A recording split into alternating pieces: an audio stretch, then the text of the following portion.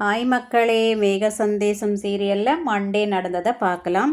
KP பிந்து கிட்ட கேட்குறாரு, நீ யார்கிட்ட தான் பேசினேன்னு சொல்லுமா, ஓப்பனாக சொல்லு, இல்லைன்னா உன்னை தப்பாக புரிஞ்சுக்குவாங்க அப்படின்னு சொல்ல. நான் சிவா கிட்ட தான் பேசினேன்னு சொல்கிறா. யாரே, அந்த பூமியோட தம்பியா அப்படின்னு கேபி கேட்க, ஆமாம் அப்படின்றா. அவனோட பேசுறதுக்கு உனக்கு என்ன இருக்குது அப்படின்னா, நீ அவனை லவ் பண்ணுறியா அப்படின்னு சரச்சந்திரா கேட்க, இல்லை மாமா, அவன் எனக்கு ஒரு நல்ல ஃப்ரெண்டு. ககனண்ணா அவனை அடித்து வீட்டை விட்டு துரத்துனார் இல்லையா, அவன் எப்படி இருக்கான்னு கேட்கறதுக்காக தான் நான் ஃபோன் பண்ணேன். அவன் ஒரு நல்ல ஃப்ரெண்ட். இதை தான் நான் முதல்ல இருந்து சொல்லிக்கிட்டு இருக்கேன். ஆனால் அபூர்வாத்தை தான் என் மேலே சந்தேகப்பட்டு கேட்டுக்கிட்டே இருக்காங்க அப்படின்னு சொல்ல, இதை நான் நம்பலாமா அப்படின்னு சரச்சந்திரா கேட்க, உடனே கேபி சொல்ல, அவளோட நிலைமையில நீங்க இருந்து பாருங்க, உங்களுக்கு தெரியும் அப்படின்னு சொல்ல, சரி நான் உன்னை நம்புறேன், என்னைக்காவது என் நம்பிக்கையை சிதைச்சனா அன்னைக்கு நான் உன்னை கொண்டு போட்டுருவேன்னு சொல்லிட்டு போறாரு.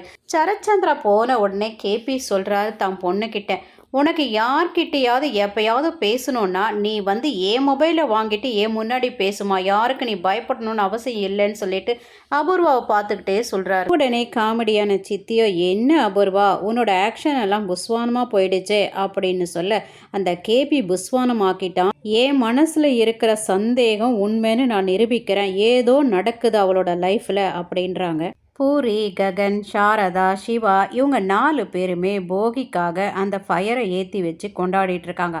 ஆனால் பூமி ஒரு பக்கத்தில் உட்காந்து அழுதுகிட்டு இருக்கா. சாரதா ககன் கிட்ட சொல்கிறாங்க, பூமியை கூப்பிடுறா, அவள் மட்டும் தனியாக உட்காந்துருக்கா, ஏதோ எனக்கு கஷ்டமாக இருக்கு, அவளும் நம்மளோட சேர்ந்து கொண்டாடணும் அப்படின்னு சொல்ல, சரிம்மா அதுக்கு எனக்கிட்ட ஒரு பிளான் இருக்குது, நீங்கள் பூமியை உள்ளே கூட்டிகிட்டு வாங்க அப்படின்றார். பூமி, ஏமா தனியாக உட்காந்துருக்க அப்படின்னு சாரதா சொல்ல, சாரி அத்தை, எனக்கு மூடு இல்லை, நான் வேணா உள்ளே போயிடுறேன், நீங்கள் எல்லாம் கொண்டாடுங்க அப்படின்னு சொல்ல, உடனே சிவாவோ, நாங்களே உன்னை உள்ளே கூட்டிகிட்டு போகலாம் தான் இருந்தோம், சர்ப்ரைஸாக நான் உன்னை கண்ணை கட்டிட்டு கூட்டிகிட்டு போகிறேன்னு சிவா கண்ணை கட்டிட்டு கூட்டிகிட்டு போகிறாரு.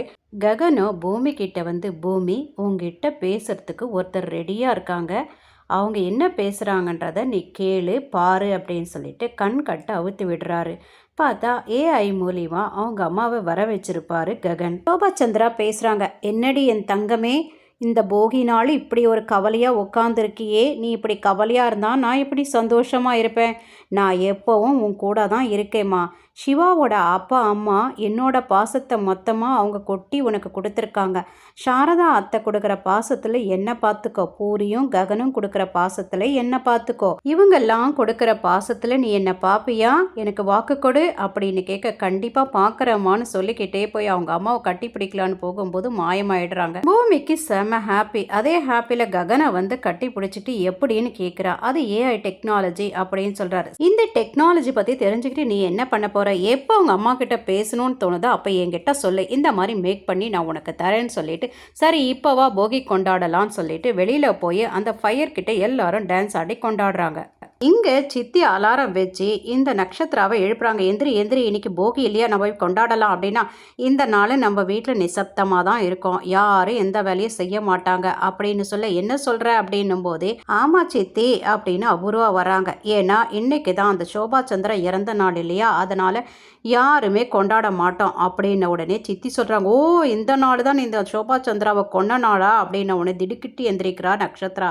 என்ன மம்மி, நீயா கொன்னுட்ட, ஆயோ இப்படி அவசரப்பட்டுட்டியே அப்படின்ன உடனே சித்தி சொல்கிறாங்க, அப்படி அவசரப்படலனா இந்த வீட்டு வாரிசாக முடியுமா நீ அப்படின்னு கேட்டவுடனே, நான் அந்த மீனிங்கில் கேட்கல, இந்த பண்டிகை நாளை விட்டுட்டு வேற என்னைக்காவது நீ கொண்டு இருக்கலாமே அப்படின்றதான் என்னோட உத்தேசம்ன்றா. அதுக்கு அபூர்வாவோ, கரெக்டு பேபி, நீ சொல்கிறது கரெக்டு தான், இத்தனை வருஷமாக நம்ம கொண்டாடாமல் இருக்கோம், செத்து போனவளுக்கு அவ்வளோ இம்பார்ட்டன்ஸ் கொடுத்து இத்தனை வருஷமாக அழுதுன்னு உட்காந்துருக்காரு, இதுக்கு ஒரு முற்றுப்புள்ளி வைக்கணும், இதுக்கு ஏதாவது நான் செய்ய போகிறேன்னு சொல்கிறாங்க.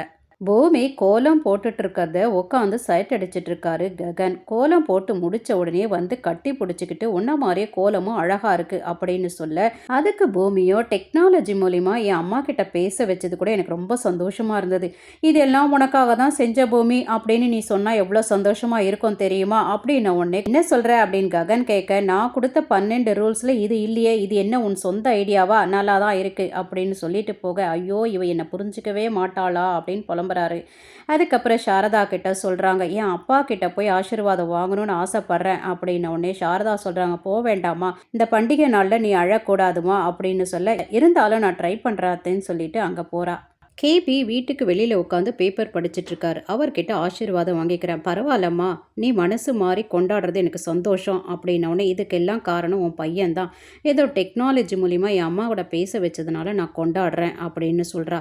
இதே மாற்றம் உங்க அப்பாவுக்கு வந்தா ரொம்ப சந்தோஷமா உள்ளதான் இருக்காரு, போமான்னு சொல்லி அனுப்புறாரு. சரத்சந்திரா கிட்ட அபூர்வா பேசுறாங்க. ஊர்ல இருக்கிறவங்க எல்லாம் நம்மள பாவமா பாக்குறாங்க. ஒண்ணு இல்லாதவங்க கூட இந்த போகியை கொண்டாடுறாங்க. ஆனா நம்ம கொண்டாடாம இருட்டுல இருந்துட்டு இருக்கோம் மாமா அப்படின்னு சொல்ல, அதுக்கு சரத்சந்திராவோ, என்ன நல்லா புரிஞ்சுக்கிட்டவோ ஷோபா, அதுக்கப்புறம் நீயும் நான் நினைச்சேன், உன்னை நான் தப்பா புரிஞ்சுக்கிட்டேன் அப்படின்னோடனே, எதுக்கு மாமான்னு கேட்குறா. இந்த ஆஸ்தி, சாப்பிட்ற சாப்பாடு, இந்த வீடு, ஏன் இந்த வாழ்க்கையை அவ போட்ட பிச்சை தான். அப்படி இருக்கும்போது ஊர்ல இருக்கிறவன் என்ன பேசினா நமக்கு என்ன அப்படின்றாரு. எனக்கு பிடிக்காதவளா இருந்தாலும் அந்த பூமி இதுவரையிலுமே தன்னோட பிறந்த நாளை கொண்டாடாம இருக்கா.